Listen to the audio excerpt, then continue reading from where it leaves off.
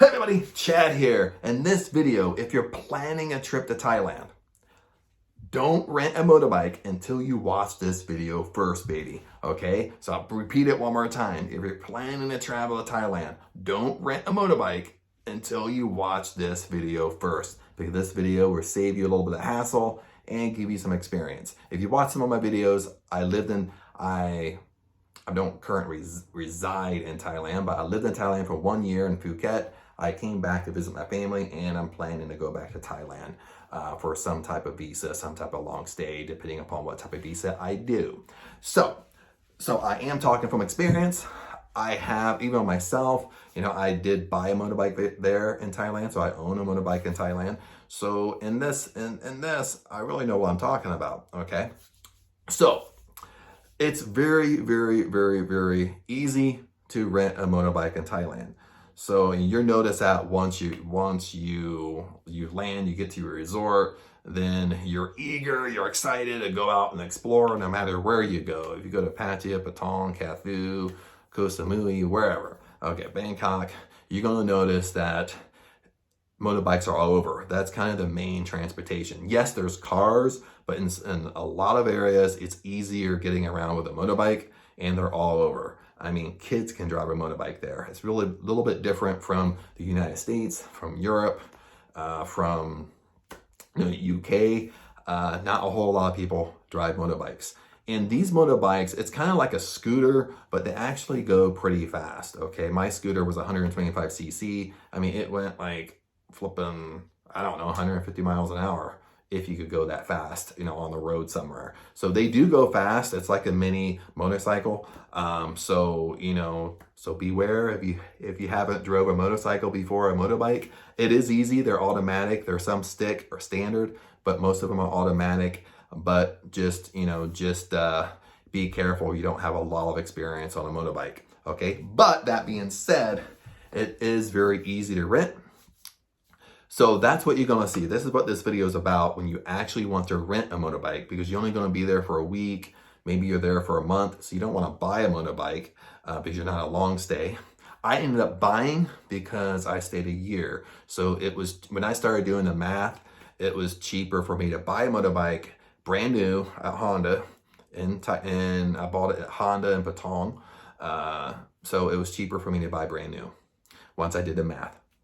So most of the time when you go there and buy a motorbike, now as a tourist right away, lots of times, people will say, oh, you can get them really cheap. It's like $8 a day, which is really cheap. So you start thinking in your mind, okay, $8 a day is, $8 a day is fairly cheap when you look at it as in the US renting a car per day. Okay, you think, oh, $8 is cheap. This cheap if you're only there for a week, but if you stay there a year, it adds up. Let me tell you. So that's how I did the math. I was like, well, I'm gonna pay $8 a day times 30 days in a month. That's $240 for you to rent a motorbike, a scooter. Okay, I mean that's a car payment in most areas in the United States and so forth and so forth. So I'm thinking, dude, a car payment to rent a motorbike. So that's why I bought a motorbike. But if you rent, it's super easy. All you need really is your passport and your country's driver's license. Okay, there's a lot of little do's and don'ts, and I'll make another video on this. But just to plainly rent, it's super easy. I mean, they're all, the hotel will do it for you. I mean, if you stay in a resort, they'll have connections to rent a motorbike for you. That will be the most expensive way, the route to go, but they will do it for you. All you need is your country's driver's license, and that's it. Okay, if you are staying a little bit longer, you might have more time to look around, get better rates, but most of the time it's $8 a day. Then that's depending upon your rate, like in baht. I mean, you kind of see anywhere from $5 to $8 a day. Now I've been there, I had time to search, I had time to know what I'm gonna do. So I negotiated it down. Okay, it was $8 was a bit pricey. Okay, when you just look at Thai baht and you look at Thai locals, what they pay, of course you're in a tourist area. So depending upon it, really up to you at this point, how long you're going to stay in Thailand. If you're just staying for a week, 2 weeks, then you don't care, $8 a day, rent a bike. And I'll have another video on that as far as scams with Thai police after you rent the bike. Expect to get tickets, but I won't go on that one in this video, but that will be another video. But anyway, what's the real reason? What's one thing that you need to watch out for when you actually rent a bike? After I've been long-winded here. Usually I'm not long-winded, but today in this video I'm long-winded. So one of the things I didn't like is it is very easy to rent a bike. All you need is your country's driver license, and they'll give you a bike. They'll give you a motorbike even if you don't know how to ride it. You know what I mean? You don't have to drive it around. They want to rent it to you. So, you know, once they rent it to you, it's your responsibility. So, you know, if you don't know how to ride it, you crash it, you wreck it, you lay it down, well, that's an expense to you. Okay. So you have to be prepared for that. Okay. It's not, you know, there's no, you know, there is insurance, but, you know, insurance isn't going to cover it. I mean, insurance kind of gets tricky in Thailand, especially for a foreigner. So one of the things I didn't like, what a lot of motorbike rentals will do is they want a copy of your passport, but they want to keep your passport. Okay, this is the nature of this video of a lot of Thailand locals that rent bikes. Even the resort might do this. When you rent a motorbike, is they want to keep your passport.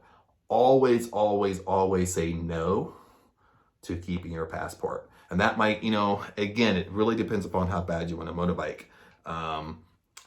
You can negotiate. Negotiation's always up in the air. You have to be willing to walk away, of course. But a lot of places will want to keep your passport. So, you know, I know this is common sense. I know, like, you're going to say, I would let nobody keep my passport. But a lot of people do it. Let me tell you. And a lot of people think, oh, no, there's nothing going to happen to me. You know, I talked to so many people that said they rented a bike and they told me, oh, that they kept my passport. And they're like, oh, no, it should be okay. It should be okay. But then what happens is what happens. For one, I would be worried about them losing my passport. The second thing is you need your passport. Okay, if you file an extension or Thai immigration, want to stay longer, guess what? You need your passport. Okay, you want to buy something. Guess what? You need your passport. You want to buy a motorbike, whatever. You need your passport for Thai immigration. If you change hotels, if you change resorts while you're there, you need your passport. But all hotels in Thailand, all resorts in Thailand, they want to see your passport, they look at it, and they make a photocopy of it in your file when you stay at the hotel. So you need your passport with you, 100%. Okay. I'm not going to let anybody be in control of my passport, the original passport. So I'm keeping this baby. But that's one thing I found in Thailand when you rent a bike and rent a motorbike is a lot of places want to keep your passport. Now, how you get around that? Now, what they'll do is they'll try to negotiate with you. Most of the time you rent a bike, if you can talk them out of keeping your passport, they will want some type of down payment. So let's say if you rent the bike for $8 a day, that's kind of pricey, but let's say that's what you're doing. And you're not just renting the bike $8 a day. You're going to pay some type of security deposit. And most of the time, you might not get that security deposit back. Now, if they're good, whatever, they'll give it back as long as you didn't scratch the bike or whatever. But lots of times, security deposits are anywhere between 3,000 to 5,000 baht. So be prepared when you rent a bike. You might pay, 100%, you're probably going to pay a security deposit if they don't keep your passport, because that's why they're keeping it. They want to make sure you return the bike. Okay. They want to make sure you didn't damage the bike, because this is how they're going to play you. If you damage that bike and don't return it, they're not going to return your passport. Okay, you're not going to go to Thai police and say they don't give me my passport back, but they're just going to tell Thai police that you owe them money. So once you pay them, they'll give you your passport back. So the Thai police will just sit there and say, well, you owe them money. You know, you pay them and then they'll give you your passport back. So the rules are totally different. You can't play the same games you play in the United States or Europe or UK. Okay, and you can't just sit there and argue with people and they're just going to do what you say, because your laws don't apply in Thailand. So that's one of the reasons why they want to keep your passport, because they want to make sure you return that motorbike, and they want to make sure you didn't scratch it, and they want to make sure you didn't lay it down or crash it. you return it and it's all, it's all banged up. Because if it's all banged up, guess what? As a Farang, now they're not going to give you Thai price. It is pretty cheap. If Thai goes and fix a motorbike, it's cheap for them to do it. But, the price is going to be 2 times or 3 times up from Thai price, at least. So they're going to have a place that will fix it, but then they'll come back and say, well, you owe us 5,000 baht or you owe us 10,000 baht because you damaged the bike. And they're going to have your passport, and you're going to have to pay it because they're not going to give it back to you.